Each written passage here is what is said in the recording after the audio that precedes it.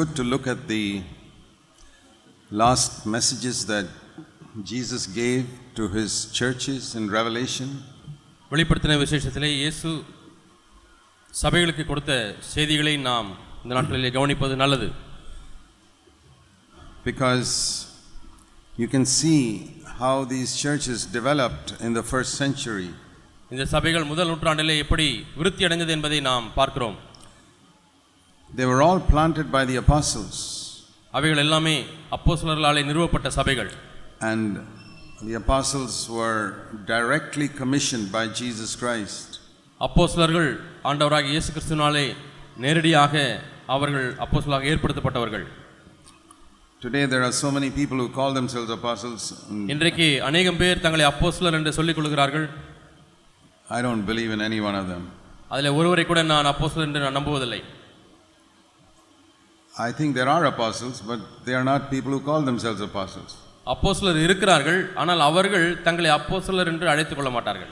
But these apostles were appointed by Jesus Christ. ஆனால் இந்த அப்போஸ்தலர்களோ ஆண்டவராகிய இயேசு கிறிஸ்துவினாலே நியமிக்கப்பட்டவர்கள். And we can be sure that they were led by the Holy Spirit when they planted these churches. அவர்கள் இந்த சபைகளை நிறுவிய பொழுது நாம் நிச்சயித்திருக்கிறது என்னவென்றால் அவர்கள் தேவ ஆவியினாலே நடத்தப்பட்டார்கள். But yet you find that most of these churches came into a very bad situation after a few years. ஆனாலும் ஒரு சில ஆண்டுகள் கழித்து இப்படிப்பட்ட சபைகள் மிகவும் ஒரு மோசமான நிலைமை அடைந்தது என்பதையும் நாம் பார்க்கிறோம். And that has happened not only in the first century, it has happened in every century all these years. முதல் நூற்றாண்டில் நடந்தது மட்டுமல்லாமல் இவ்வளவு ஆண்டுகளாக பல நூற்றாண்டுகளாக நடந்து கொண்டே வருகிறது. And we cannot say it will not happen to us. நமக்கு இது கண்டிப்பாக நடைபெறாது என்று நாமும் சொல்ல முடியாது. Every group in these 2000 years have said it won't happen to us. இந்த 2000 ஆண்டுகளாக ஏற்படுத்தப்பட்ட ஒவ்வொரு குழுவினரும் இது எங்களுக்கு நடைபெறாது என்று தான் சொன்னார்கள். But it happened. ஆனால் நடந்து விட்டது. So we must not be foolish. ஆகவே நாம் புத்தியனராய் இருக்க கூடாது. A wise man learns from the mistakes of other people. ஒரு ஞானவான் மற்றவருடைய தவறுகளிலிருந்து பாடங்களை கற்றுக்கொள்கிறான். And an ordinary man learns from his own mistakes. சாதாரண மனிதன் தான் தவறு செய்து கற்றுக்கொள்கிறான். The foolish man does not even learn from his own mistakes. ஒரு புத்தியீனன் தன்னுடைய தவறுகளிலிருந்தும் அவன் கற்றுக்கொள்ள முடியாதவனாய் இருக்கிறான். So we don't have to make a mistake in order to learn. ஆகவே நாம் கற்றுக்கொள்ளும்படியாக ஒரு தவறை செய்துதான் ஆக வேண்டும் என்று தேவையில்லை.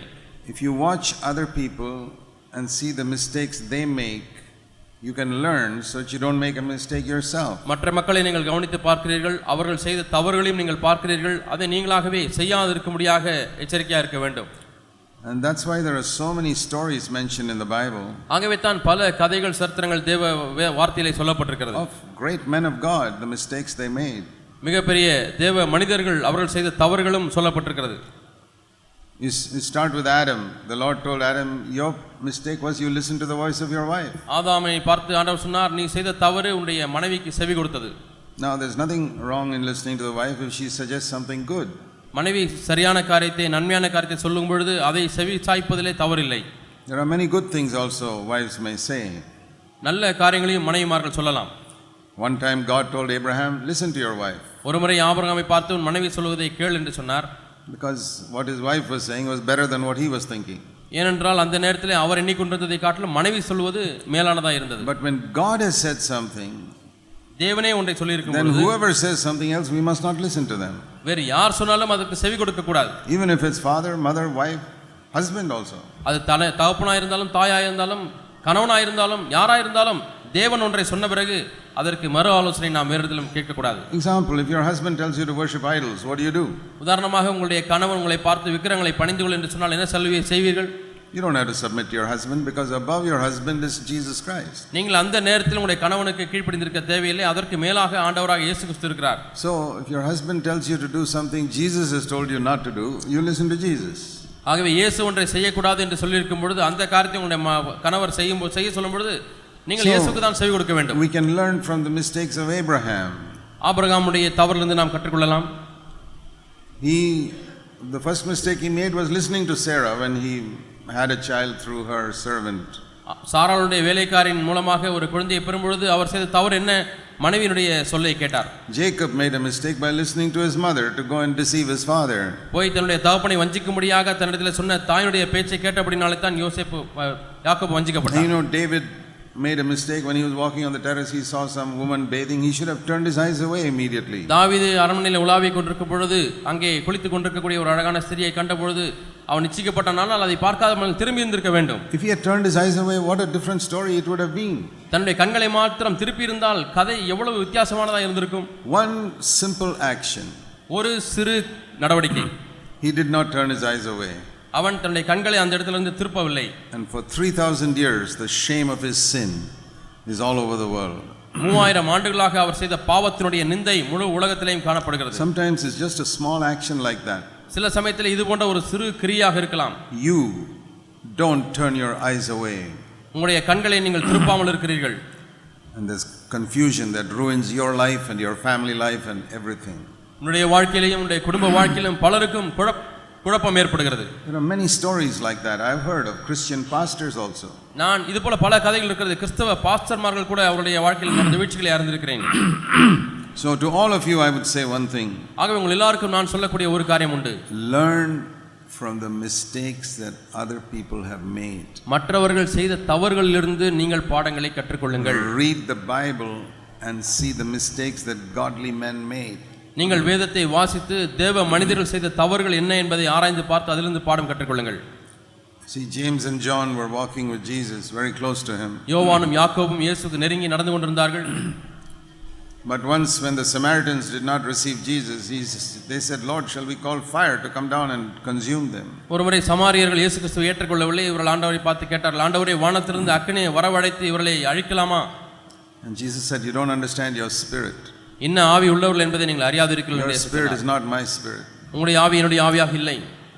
I have not come here to destroy people's lives but to save them. நான் ஜனங்களை அழிக்கும்படியாக அல்ல, அவர்களை ரட்சிக்கும்படியாகவே இந்த உலகத்துக்கு வந்தேன். We can learn from that mistake. இந்த தவறிலிருந்து நாம் கற்றுக்கொள்ளலாம். When somebody does not receive us, யாரோ ஒருவர் நம்மை ஏற்றுக்கொள்ளவில்லை என்றால், or does not receive the message but kicks us out, அல்லது நாம் சொல்லக்கூடிய செய்தியை ஏற்றுக்கொள்ளாதபடி நம்மை உதைத்து தள்ளுகிறார்கள், what do you do?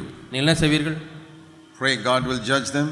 தேவன் அவர்களை நியாயந்தீர்ப்பாராக என்று ஜெபிப்பீர்களா? Then Jesus will say to you, you don't know your spirit. அப்பொழுது இயேசு என்ன சொல்லுவார்? உங்களுக்கு என்ன ஆவி இருக்கிறது என்று நீங்கள் அறியாதிருக்கிறீர்கள். My spirit is not in fellowship with your spirit. என்னுடைய ஆவி இந்த நேரத்தில் உங்களுடைய ஆவியோடு கூட ஐக்கியமாக இல்லை. You want to destroy them, I want to save them. நீங்கள் அவர்களை அழிக்க விரும்புகிறீர்கள், நான் அவர்களை ரட்சிக்க விரும்புகிறேன். See, that can be a great tendency among some of us, that we want to just condemn people who don't agree with us. நம்மிடத்தில் ஒரு சிலருக்கு இவ்விதமான மனப்பாங்கு இருக்கலாம். நம்மிடத்தில் ஒத்துக்கொள்ளாதவர்களுக்கு கெட்டது நடக்க வேண்டும் என்று நாம் எண்ணலாம். When we are children, we talk like that. நாம் குழந்தைகளைப் போல இருக்கும் பொழுது குழந்தைகள் போல சிந்தித்தோம். We have all been children and we have said and done foolish things when we are children. நாம் எல்லாரும் பிள்ளைகளாக இருந்திருக்கிறோம். பிள்ளைகளைப் போல புத்திரமான காரியங்களை பேசியிருக்கிறோம். I have done it too. நானும் அதை செய்திருக்கிறேன். All I am saying is, let's grow up. நான் சொல்லுவதெல்லாம் நாம் வளர்ந்து செல்லுவோம். Don't be a child forever. என்னைக்குமே பிள்ளைகளாகவே இருக்க வேண்டாம். There's nothing wrong in when we were all children we did a foolish things, whether physically children or spiritually children. ஆவிக்குரிய ரீதியிலே பிள்ளைகளாக இருந்தாலும் சரி, சரீர பிரகாரமாக பிள்ளைகளாக இருந்தாலும் சரி, நாம் எல்லாரும் தவறு செய்திருக்கிறோம். But now we should be growing up. ஆனால் இப்பொழுதோ வளர்ந்து கொண்டிருக்க வேண்டுமே. We shouldn't say, Lord, consume them with fire. ஆண்டவரே, இவர்களை அக்கினியால் அழித்து போடும் என்று நாம் சொல்லக்கூடாது. Lord, forgive them because they don't know what they are doing. ஆண்டவரே, இவர்கள் செய்கிறது என்னவென்று அறியாது இருக்கிறார்கள், ஆகவே இவர்களை மன்னியும். You take a man like Peter. பேதுரை போல ஒரு மனிதனை எடுத்துக்கொள்ளுங்கள். More than 10-15 years after the day of Pentecost, Pentecost நாளுக்கு பிறகு 10-15 ஆண்டுகளுக்கு பிறகு he is following the caste system. அவர் ஜாதி அடிப்படையை பின்பற்ற ஆரம்பித்து விட்டார். I will not eat with the lower caste. நான் கீழ் ஜாதி மக்களோடு கூட சேர்ந்து சாப்பிட மாட்டேன். I will only eat with upper caste people. மேல் ஜாதி மக்களோடு கூட சேர்ந்து தான் சாப்பிடுவேன். This is 15 years after he is filled with the Holy Spirit. பரிசுத்தாவின் அபிஷேகத்தினாலே நிறைந்ததற்கு பிறகு 15 ஆண்டுகள் கழித்து நடந்த சம்பவம். So what shall we learn from it? இதிலிருந்து நாம் என்ன கற்றுக்கொள்ளலாம்? Because all his life Peter had been born into this caste system where the Jews are better than the non-Jews. யூதர் அல்லாதவர்களை காட்டிலும் யூதர்கள் தான் மேலானவர்கள் என்கிறதான இந்த சாதி அடிப்படையிலேயே ஊறி வளர்ந்தவர். So we can also be there like that. ஆகவே நாமும் அந்த விதத்தில் இருக்க முடியும். All of us have inherited certain ideas, opinions from childhood. சிறு பிராயத்திலிருந்தே சில கருத்துக்களையும் அபிப்பிராயங்களையும் நாம் சுதந்திரித்துக் கொண்டோம். Some can be one extreme where they are upper caste, lower caste. சிலர் ஒரு கோடிக்கு சென்று நான் மேல் ஜாதி நீ கீழ் ஜாதி என்று வேறுபாடு பார்க்கிறார்கள். Some of you may be like that. உங்களிலே ஒரு சிலர் அப்படி இருக்கலாம். Some of you may be more with the Naxalite spirit. We are against all this. அதற்கு மறுகோடிக்கு போய் நக்சலைட் ஆவியின் உடையவர்களாய் சாதி வேற்றுமைக்கு நாங்கள் எதிராக இருக்கிறோம் என்று சொல்லி கொடி பிடிக்கலாம். Let me tell you, Jesus was not a Naxalite, so he won't have fellowship with you. இயேசு ஒரு நக்சலைட் ஆவி உடையவராய் இல்லை, ஆகவே அவர் உங்களோடு கூட ஐக்கியப்பட மாட்டார். That is just falling over the cliff on the other side. மலையின் பள்ளத்தாக்கிலே இன்னொரு கோடியிலே போய் விடுகிறீர்கள். We must always see Jesus. How did he do it? எப்பொழுதுமே இயேசுவை நாம் பார்க்க வேண்டும். இயேசு எப்படி செய்தார்? So when we look at these churches, ஆகவே இந்த சபைகளை நாம் பார்க்கும் பொழுது learn something from them. நான் இவரிலிருந்து நான் பாடங்களை கற்றுக்கொள்ளலாம். The Lord, the church became like the elder. அங்கு உள்ள சபைகள் மூப்பர் எப்படி இருந்தாரோ அதே போல மாறியது. And I've noticed that also in our churches. நம்முடைய சபைகளிலே இதை நான் கவனித்திருக்கிறேன். All our churches are not the same quality. நம்முடைய சபைகள் எல்லாமே ஒரே தரத்தை போல இல்லை. They may all say we are Christian fellowship. எல்லா சபைகளுமே நாங்கள் கிறிஸ்தவ ஐக்கிய சபை என்று சொல்லலாம். But there's not the same degree of Christian fellowship in every church. ஆனால் ஒவ்வொரு சபையிலேயும் கிறிஸ்தவ ஐக்கிய சபையிலேயும் அதே நிறைவான வளர்ச்சி இல்லை. Why is there a difference? ஏன் ஒரு வித்தியாசம் காணப்படுகிறது? All depends on the quality of life of the elder brother in that எல்லாரும் church. அந்த சபையினுடைய மூப்பரின் வாழ்க்கை தரத்தை பொறுத்தே அமைகிறது. The more the elder brother is like Christ, the church will be like that. எந்த அளவுக்கு அதிகமாக மூத்த சகோதரர் கிறிஸ்துவை போல இருக்கிறாரோ அந்த அளவுக்கு அதிகமாக சபையும் கிறிஸ்துவை போல மாறி இருக்கும். If the elder brother is a legalist, the church will be like that. ஒரு மூத்த சகோதரர் பிரமாணத்துக்காரராய் இருந்தால் சபையும் அப்படித்தான் இருக்கும். The church elder brother is a hard dictator type, that the church will be just sort of suppressed. அந்த மூப்பர் ஒரு சர்வாதிகாரியை போல கடினமுள்ளவராய் இருந்தால் சபையும் அப்படித்தான் இருக்கும். It's like that with our families also. நம்முடைய குடும்பங்களிலேயும் இப்படித்தான் இருக்கிறது. You have a good father and mother, it's a wonderful atmosphere for children to grow up. ஒரு நல்ல தகப்பனும் தாயும் இருக்கும் பொழுது பிள்ளைகள் வளருவதற்கு அற்புதமான ஒரு சூழல். You have a very lenient type of father and mother, all the children become wayward. தகப்பனும் தாயும் இஷ்டத்துக்கு பிள்ளைகளை விட்டு விட்டால் அந்த பிள்ளைகள் எல்லாம் வழி விலகி போய் ஒன்றுக்கும் தரிகட்டவர்களாய் போய் விடுவார்கள். Very strict father and mother controlling everything, those children will never become mature. அதே சமயத்தில் நீங்கள் மிகவும் கண்டிப்புள்ளவர்களாய் எல்லாவற்றையும் நான் தான் கட்டுப்பாடோடு வைத்துக் கொள்ள வேண்டும் என்று நினைப்பீர்கள் என்று சொன்னால் அந்த பிள்ளைகள் வளர்ச்சியடையாமல் போய் விடுவார்கள். You know, like Indian fathers, even when the child is 40 years old, they want to control them. இந்திய தகப்பன்மார்கள் பிள்ளைகளுக்கு 40 வயதானாலும் இன்னும் அவர்களை ஆளுகை செய்ய வேண்டும், கட்டுப்பாடு பண்ண வேண்டும் என்று never let them grow up. அவர்களை வளர்வதற்கு விடவே மாட்டார்கள். And that is how some elders are. They never let other people grow up. இப்படிதான் சில மூப்பர்கள் இருக்கிறார்கள், மற்றவர்களை வளர விடுவதே இல்லை. I want to say every elder is a failure if he has not allowed others in his church to grow up. தம்முடைய சபையிலே மற்றவர்களை வளர விடாது இருக்கக்கூடிய ஒவ்வொரு மூப்பரும் வீழ்ச்சி அடைந்தவர், தோற்று போனவர் என்று நான் சொல்லுவேன். He's like King Saul sitting on the throne. He doesn't want anybody to come up and replace him on the throne. ராஜாவாகிய சவுல் சிங்காசனத்தில் உட்கார்ந்து கொண்டு யாரும் இதை பிடித்து விடக்கூடாது என்று சொல்லி அந்த சிங்காசனத்தோடு கூட இணைக்கப்பட்டிருந்தான். You want to be like Jesus? இயேசுவை போல இருக்க விரும்புகிறீர்களா? We all say we want to be like him. நாம் எல்லாரும் இயேசுவை போல இருக்க வேண்டும் என்று சொல்கிறோம். Let me say especially to those who are older and elder brothers. குறிப்பாக வயது முதிர்ந்தவர்களுக்கும் மூப்பர்களுக்கும் நான் சொல்லுகிறேன். And elder sisters. மூத்த சகோதரிகளுக்கும் நான் சொல்லுகிறேன். Learn to be like Jesus in this area. இந்த பகுதியிலே இயேசு கிறிஸ்துவை போல இருக்க கற்றுக்கொள்ளுங்கள். John 14 verse 12. யோவான் 14ஆம் அதிகாரம் 11ஆம் வசனம். He looked at his disciples. அவர் தம்முடைய சீஷர்களை பார்த்து சொன்னார். That's the way we should look at people who are younger than us. நம்மை காட்டிலும் வயதிலே குறைவானவர்களை நாம் இப்படி தான் பார்க்க வேண்டும். And say to them. அவர்களுக்கு சொல்ல வேண்டும். You will do, verse 12, last part, greater works than I have done. நான் செய்கிற கிரியைகளை பார்க்கலும் பெரிய கிரியைகளை நீங்கள் செய்வீர்கள். Can you look at your younger brothers and sisters and honestly say you are going to do greater works than I have done? உங்களுடைய இளைய சகோதரர்களையும் இளைய சகோதரிகளையும் பார்த்து நேர்மையாக நான் செய்கிறதை காட்டிலும் நீங்கள் பெரியவைகளை செய்வீர்கள் என்று நீங்கள் சொல்ல முடியுமா?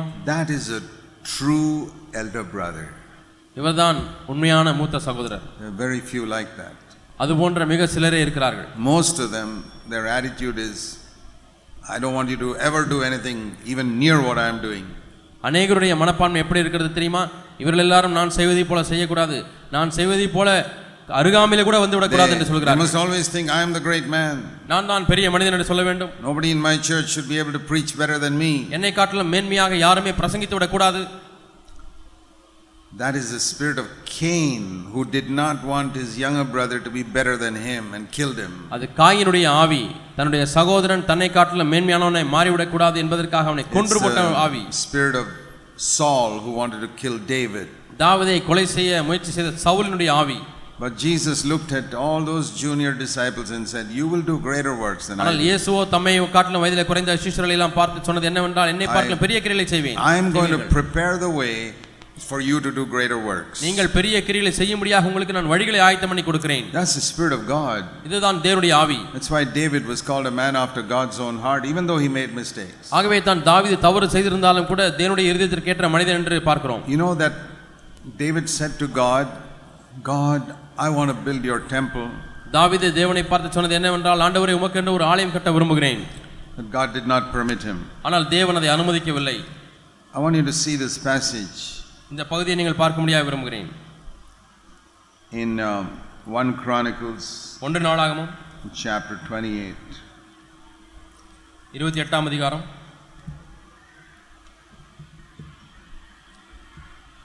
and verse 2.